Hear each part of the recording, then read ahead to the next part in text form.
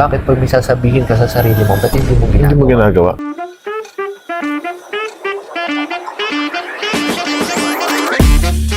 Hello guys and welcome sa ating Masterclass Podcast kung saan itong podcast natin ay hindi lang basta kwentu-kwentuhan or karaniwang conversation lang na kung ano-ano yung mga sinasabi, but this podcast is marami kang matututunan. So mapa-relationship, mapa-money or business. So itong guest natin ngayon ay sikat na siya at nakikilala sa social media, and he is a young entrepreneur. At the age of 21 years old siya ngayon, pero kumikita talaga siya ng napakalaki at ituturo niya sa atin kung paano makapag-start from scratch. Kahit wala kang laptop at cellphone lang yung gamit mo, makakapagsimula ka magkaroon ng business na katulad ng business na ginagawa niya. So, age doesn't matter, kahit batang-bata ka or kahit anong age mo. Well, itong business na to ay kayang gawin ng kahit sino. Okay? Excited na ba kayo guys? So, I would like to introduce you, Carl Louis Vicente. Thank you, brother. Hello, brother. It's a pleasure to be here, no? Paano ka nakapag-start from the scratch? Kasi diba sabi mo kanina nung hindi tayo naka-air pa, is kahit Android phone na yung gamit mo, kahit wala kang laptop or wala kang device, basta internet at cellphone lang is nagawa mo na siya. Sa akin, bro, that time may Android phone ako. It's a Vivo phone. Old phone siya ng tito ko. So basically, luma-luma na siya. Darag na talaga siya. Pinahiram siya sa akin. Then nag-start ako mag-edit using KineMaster. So KineMaster pa editing software ko no, kasi libre. Then somehow nakakapag-edit na ako doon ng mga school projects. Pero doon ako nag-start na mag-open sa mga editing. Pero hindi naman kasing galing ng ngayon na. Siyempre nag-start ka rin na parang grade 1 yung edit mo, na yung transition mo, parang slideshow. So pangit talaga sa una. Wala namang nagsimula na magaling agad. So, after nun, ang unang naging way ko para ma-monetize siya, nung dumating sa time ng grade 9 ako, nagpagawa ng short film yung teacher ko sa computer. Project siya? Oo, project siya. Each section, kailangan gumawa ng short film. Ayun yung project namin. Okay. Ngayon, that time, wala akong laptop cellphone lang, at hindi kakayanin ng short film. Hindi kakayanin ng cellphone ang mag-edit ng short film. So mahirap. Ngayon, ang nangyayari nun is may mga tropa ako sa ibang section na may laptop. Sila pala nagtanong sa akin na maalam mo mag-edit. Ngayon, okay lang ba na i-edit? Sabi ko, okay lang, pero kailangan ko laptop nyo. Ngayon, i-edit ko yan, pera mo ako ng laptop nyo. So, nasolusyon ako na may laptop na ako. At the same time, edit ko lang yung dalawang section. Section ko, pati section ng tropa ko. Na nasa kabilang section. Kaso, may isa pa akong tropa. At may iba pa akong tropa. Ngayon, nagselo sa akin. Kasi, isa lang in-edit ako. Sabi, paano naman kami? Okay. I-edit ko kayo, pero sisingilin ko kayo. Kasi di ko na kailangan ng laptop Tama. Di ko na kailangan ng laptop. So doon, I think that time 500, 1,000 yung singil ko. Tapos, siyempre hindi ko yung kaya mag-isa. Yung iba kong kaklase noon at iba kong tropa, na dalawa yon, si Kyle pati si Joe Marian. Yon, gumawa kami ng parang small team lang na nag-edit kami salit-salitan, ganyan.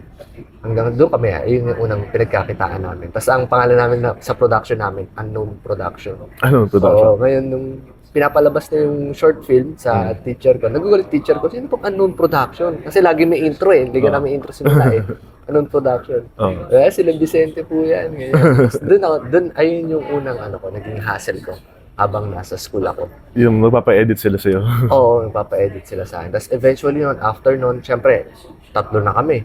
Nag-usap-usap kami, sino po pa pwedeng ma-edit after ng short film. Tapos nakakita na kami sa ibang school na pwedeng pag-editan, hanggang sa napunta kami sa mga model, pageant, ganyan. So, paano nakarating doon? Nag-start mga video-video. Dahil dun sa mga kakilala namin, na-editan namin, na-refer na word of mouth. Yun yung papasok yung word of mouth. Oo, doon siya nag-start. So that time, ang singil lang namin 500, 1,000, 1,500, minsan lang mga 2K, 3K. Pero masaya na kami noon. Isipin mo, maghahati-hati pa kami doon, tatlo kami. Pero that time, masaya kami noon. Para allowance na. Para lang kami naglalaro. Para kami Tsaka enjoy nyo kasi yung pag-edit. Enjoy mo talaga mag-edit ng band video. Lang talaga, band namin yun sa mga isa. Mga ilang taong ka that time? that time, grade 9 ako eh. So, hindi ako masyado. Grade 9? Underage ako nun. Underage, batang-bata pa. Oo, no? hindi pa. Siguro mga around ano pa, mga 15, 16, Oo, siguro ganun. somewhere around that area. Tapos, moving forward, after mo magkaroon ng knowledge sa pag-edit, medyo naging magaling ka talaga at the same time, sabihin natin, marunong ka mag-edit, di ba? At na-enjoy mo yung pag-edit. Paano ka ngayon napunta sa freelancing or sa marketing agency? Kumbaga, pwede mo bang ano yung Okay. step by step from the scratch? Na? Ngayon, that time, nagka-pandemic 2020. Mm. And wala akong magawa nun. Nag-Mobile Legends ako. Everyday yun. Puro laro ka lang? Oo, nag-Top 1 Laguna Moscow ako noon. Tapos Grabe. top 9 Philippines ng Moscow. Oo. Talagang, kumbaga, addict talaga. Pagka gising mo ng umaga, ML ka, hindi ka agad kakain. Grabe. So, everyday ML, yung pinapagalitan ng nanay mo. Oo. Tapos, there was a time na 2 days straight yun, puro ML. Hindi ako Oo. natulog nun. Talagang ML lang na ML. Mm. Grind lang talaga. And nagsawa ako that time. Kasi pandemic, kumbaga paulit-ulit, sabi ko, ganito na lang ba ako? Then na-realize ko, may something within me. Siguro sa mga nanonood na pumapasok din yan sa isip niyo na alam niyo may ibubuga kayo pero hindi niyo alam kung paano kayo magsimula. Meron kang potential, di ba? Oo, parang na-feel mo, hindi lang ako pang ganito eh. Oo. Parang may something sa akin. Meron, hindi parang ko may alam. purpose yung existence mo eh. Oo, pero hindi mo alam kung Di mo alam kung ano paano ba ka gagawin mo. magsisimula. Ngayon, nagsimula ako. Ang ginawa ko, yung puta, hinahanap akong trabaho. Kasi wala eh. Wala naman akong alam that time. Oo. So sabi ko, sakto, yung kaklase ko, opening daw sa McDo. Sumak na. Oo. Ngayon, sabi ko, sige, ano ko dyan? Pasok ko dyan, oras ba? Umaga. Tapos, syempre ako nahihiya. First time eh. Oo. Nagaya ako, tropa ko. Mm. Pre, apply tayo dito sa McDo, samahan mo ko. Sabi ko, sige, di lang. Parang katuwaan lang. Oo. Bili pa akong biodata nun. Oo. Biodata. Oo. Kasi hindi ko alam, napiprint pala yung resume. Oo, pwede pala, no? Papa-edit Sulat ako, ka. pangat pa naman sulat ko, lagay 2x2. Oo. Tapos, interview na and all. Ngayon, after interview, ang natanggap yung tropa ko, ako hindi. Kung Bakit? sino pa yung niyaya ko, hindi ko rin Kaya alam. nga eh. Hindi ko rin alam. So, sabi ko, Baliktad, no? Parang hindi talaga para sa'yo. sabi ko, malas ko ah. Pero try ulit ako nun. Try ulit ako. Call center naman. Call center naman. Oo, nag-apply ako. Halos mga lagpas 5 na call center yun. Mm-mm. First interview lang, wala agad.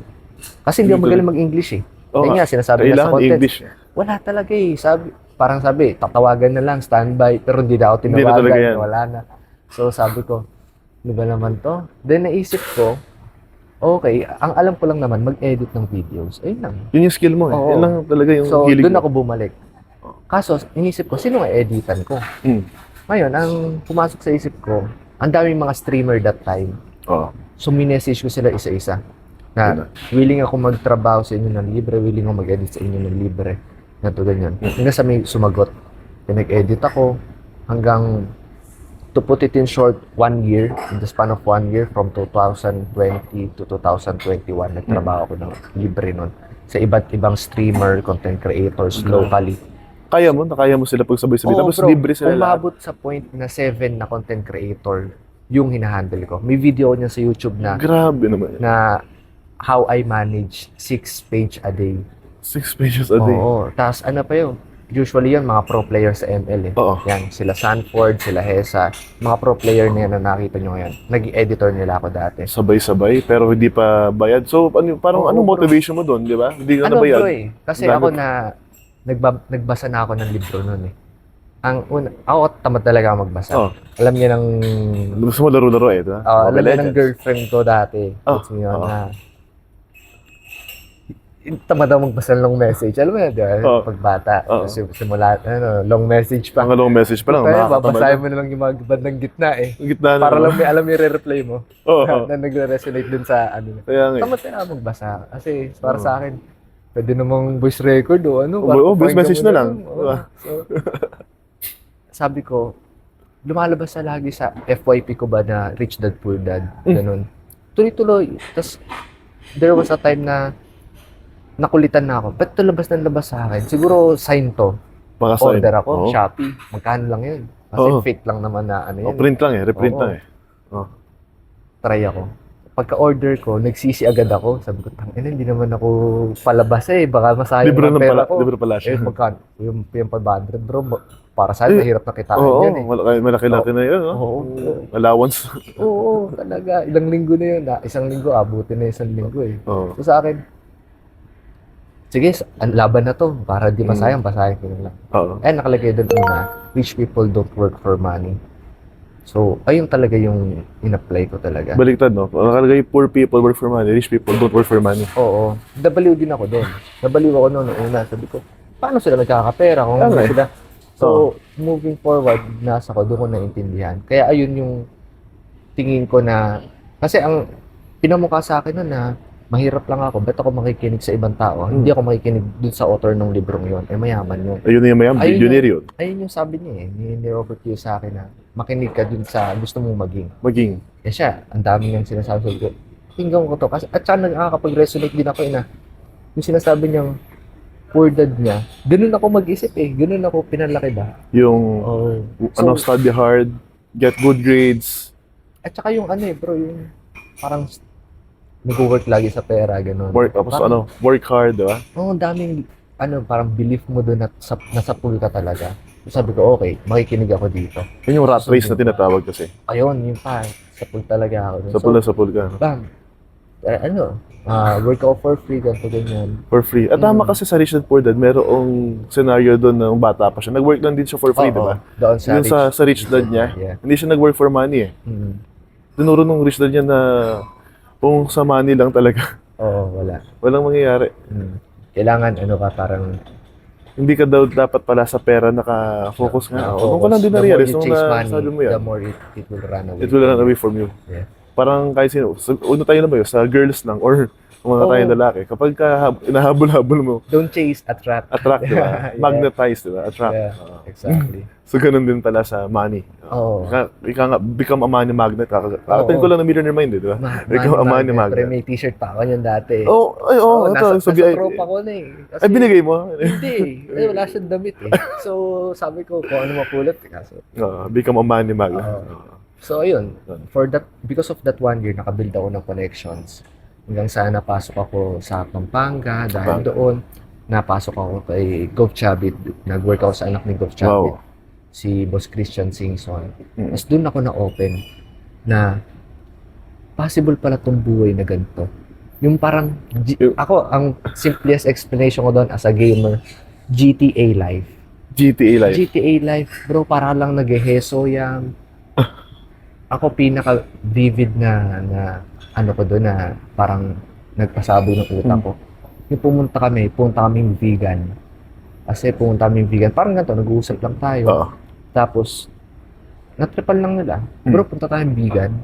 Carl, kasama ka? Video mo kami doon. Okay lang po, kahit free naman po ako sige, sama ka. Siyempre, expectation mo, magkakotse. Sinabi na mag-aeroplano. So, ang expectation mo, di ba usually tayo, pag nag-book ng aeroplano, ilang months pa, minsan taon pa, para mura. Para mas makatipid. Nagulat ako, ang flight is madaling araw agad. Gabi yun mga nasa 8 p.m. na yun. Ang flight, alas 2 agad ng umaga. Umaga ganun? Umaga agad. Ngayon, punta kami airport. Travel kami, nakakotse kami. Nakasakay ako sa Innova. Tanda ko yun. Tapos, punta kami sa airport. Hindi kami dumaan dun sa yung sa usual thing. Kasi ako nakapunta akong Boracay. Nilibre dati ako ng mama ko, tita ko. First time ko lang yung nakasakay ng aeroplano. So, parang bago sa akin to. Hindi namin to dinadaanan. Sa aeroplano ba? Sa airport? Tama ba? Dumaan sila mismo doon sa airport, pre. Doon sa baba. Alam mo yung sa GTA na bubukas yung pinto. VIP, kumbaga hindi yung karaniwang... Hindi ka napipila, bro. Pipila ka pa. Hindi ka napipila. Ako, may video pa nga ako nun. Although malabo yun kasi cellphone ko nun. Yung lumang cellphone pa na Android. Yung video ko nun, nandun ako naglalakad sa airport. VIP, no? Gulat ako, yun, may private jet, bro. Private. Dami, bro. Ako nagsasaka, tapos may sariling lounge. Mga private jet doon pala, no? Bro, babaliw ka. Ako nagsasaka. Grabe. So, sabi ko, stig to Tapos, ayun, flight kami. So, parang, sobrang dali. Doon tumatak sa akin na sinasabi nila, eto yun Tingin ko, ang talino ng mga mayayaman doon. Bakit? Sinasabi nila, money can't buy happiness. Usually, yung ganyan mga limiting belief, no? Money can't buy happiness. Oo, hindi mabibili ng pera yung kasiyahan mo. Sabi ng, Sabi ng mga mayayaman. sabi nung, Siyempre, huwag na kayo mag-chase ng pera, amin na to. oo, Kasi isipin mo, kung money can't buy happiness, hindi dapat pinamigay na nila pera. pinamigay na Hindi nila pala. pera nila. Hindi ganun eh. Kumbaga sa akin, Bakit ayun naging ganun yung belief na nila? Money can't buy happiness. ayun yung tingin ko lang. Hindi na daw mahalaga yung pera. Theory ko lang. Theory ko Yung mga lang. mayayaman eh, diba? Ganun na sila eh. Theory ko lang, bro. Kaya nila sinasabi siguro yun para hindi na maghangad ng mas mataas. pa Nang yung mas iba. mataas pa. Tama. So para sa akin lang yun. I think that's the best move na ginawa nila na tinatak nila na money can't buy happiness para yung iba magstay na lang dyan. Kami na lang ba? Kami na lang dito, masaya kami. Psychology siya eh, no? Mind conditioning. Kaya ang nai-ingrain tuloy dun sa utak ng mga normal na average na tayo, people. Tayo Yun dati na, Oo. siya nga mayaman, sabi niya, hindi nabibili. Oo. Maniniwala ako sa kanya. Wala sa simple lang daw ba Pero, buhay. Not knowing na mind conditioning. May pala condition, siya. mga bilyonaryo yun. Kasi sa akin, bago mo sabihin yan, try mo muna ng experience. Try mo muna. Gets mo yun? Oo. Na, Para kung magsabi ka Oo. man nun, may guts ka na magsabi nun. Na kasi na-experience ko. experience mo na eh. Pero ako, sabi ko nga, I've been a poor man and somehow, dumating ako sa point na nagkapera ko. Mm. I can say, mas okay pag may pera. So, Sa okay. akin, bro, lumaki ako ng single yung mother ko. Hindi ko na-meet yung tatay ko eh. Oo. Single parent ako.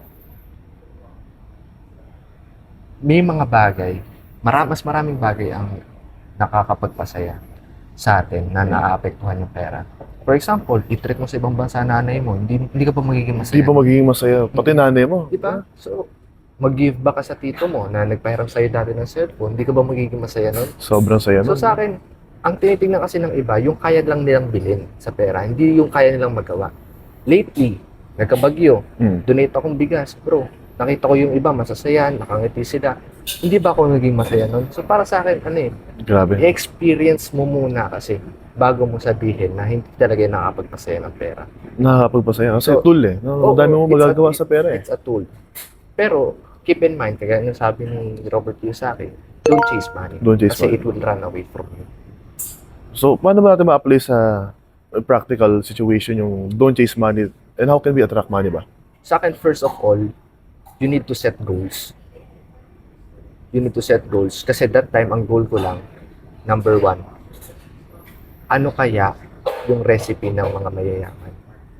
Paano? Kasi, bro, binasa yung Rich Dad Poor Dad, ayun yung tanong sa utak ko na naiwan Oh. Kasi sabi niya, may alam sila na hindi mo alam. Kaya nila nagagawa yan. Kaya ako, sabi ko, ano yung alam nila? Step by step na parang Ayun. isipin mo, paano nila Oo. nagawa yun from Ngayon, point A ayun to yung goal ko. I need to take action from it. Para malaman ko yun, kailangan makasama ko sila. Ayun. Ayun na yun, bro. Ano Nakasama ko pala sila. yun? Nakasama ko Gets. sila. Na-feel ko yung buhay nila. Oo. Nasabi ko, sana ganito rin kami. Kasi habang nakikita ko sila, nag-enjoy sila, mga friends nila. Oo. Pumasok sa isip ko, what if ganito rin kami ng mga friends ko? What if ganito kami ng family ko? Pag pupunta kami, naka-private jet, paglapag namin, may villa, bang-bang. Kumbaga sa akin, Na-experience mo yung lifestyle ng mga mayayaman kasi kasama At mo saka, sa mga it's not- mayayaman. mayaman pre, parang billion in dollars Billion na sila dollars na. Oo. Nandun na sila sa point na yun, billion in dollars na. So sa akin, ano talaga bro, ang realization ko yun, hindi ko to gagawin para lang sa akin, para sa family ko. Kasi knowing na na-experience ko na siya, pwede na akong matsugi nun eh. Kasi wala na eh, ayun eh, parang na-experience mo na siya, Yung lifestyle ng mga mayayaman, Oo. mga billion of dollars, nakakasama mo sila. na-experience mo na siya, parang there's no point na, kasi na-achieve mo na yung gusto mong ma-achieve eh. Although hindi sa'yo yun, pero somehow, naranasan mo yung lifestyle nila. And I think it's enough for you to stop. Pero hindi. Hindi. Kailangan, ang naisip ko nung kailangan iparanas ko to sa mga taong nasa circle ko, sa mga taong Family malapit sa akin, mo. sa family ko, sa girlfriend ko, sa lahat. Sila naman ang Kumbaga, makaranas ayun ang naging reason ko na it's not just about me, it's about them. about them, about So, your ayun. family. Ayun doon ako ayun yung pinangugutan kong motivation in that time. So, Ayos. after nun, tumatak sa akin yung sinabi ng bilyonaryo na sabi niya, the best business model is dollars income, pesos expense. Grabe. So sabi ko, puta, oo nga ano. Kasi Oo ano nga, ang laki ng dollars eh. parang ano yung currency, yung iba eh. Iba yung palitan. Kaya Iba. at saka nag-sink in sa akin. Oo nga, kaya sila nag-OFW eh. Kasi gusto nila Pumita ng dollars. Oo. Mga malaking halaga. Oo. So, sabi ko, kailangan makaisip ako ng product na pwede kong ibenta sa US or pwede kong ibenta sa ibang country para malaki yung exchange pagdating sa Pilipinas. Oo. Tapos, ayun, bumalik ako. Ano ba yung alam ko? Ano ba yung meron ako? Yun Current yun, nag-start. Editing, nag-start ako. Mag-reach out, yun. Ayun na. Tapos, you need to also find a mentor na alam yung gagawin mo or nakapunta na dun sa gusto mong magawa or sa Oo. gusto mong marating. Mentor talaga para ma-fast track yung progress mo, no? Super. Kasi narating na nila yung point na gusto mong puntahan eh. Kaya yun mo talaga ng tulong nila para hindi mo na pagdaanan yung mga napagdaanan nila. Yeah. Ano siya bro, sa akin, pagdadaanan mo siya pero somehow less mistakes na talaga. Mas mapapalesan. Oo, less mistakes, mas mabilis siya. Parang, you also need to climb the stairs but it doesn't mean hindi ka magkakamali. Magkakamali ka pa rin along the way. But yung mga major na pagkakamali, yun yung ma-avoid mo. Kasi natural yan eh. Sometimes din, minsan, pagbago tayo, minimentoran tayo. Hindi tayo minsan nasunod eh. Hanggang din natin na-experience Minsan eh. stubborn talaga. Ako guilty ako minsan doon na tinuro na sa akin to, di pa ako nakinig. Kasi nakinig. ako, gusto ko maranasan ko muna ba? Kasi bago ko, kasi that time, sabi sa akin, CB, huwag ka muna mag-start ng mga iba't ibang business. Eh, ikaw, palong-palo ka, start ka ng clothing, start ka ng ganun. Ang dami mong agad ginawa. Oo. Diversify mo na agad eh. Kasi lahat nag-fail. So, ano siya, parang, ano talaga, may mga bagay ka talagang matututunan from your mentor, na marirealize mo, may mga bagay ka rin naman na kailangan mo ma-experience talaga sa'yo. Para mag-sink in sa'yo na, yan, kulit mo kasi. Makulit mo kasi, yan tuloy. Ganun siya. Kasi hindi nangyayari sa'yo. Hindi mo, Yeah, hindi ka maniniwala. parang sinabihan ka lang na mainit yan, huwag mong hawakan. Mas Hawakan. curious ka eh. Yeah, bata Mainit pa. nga. Di ba?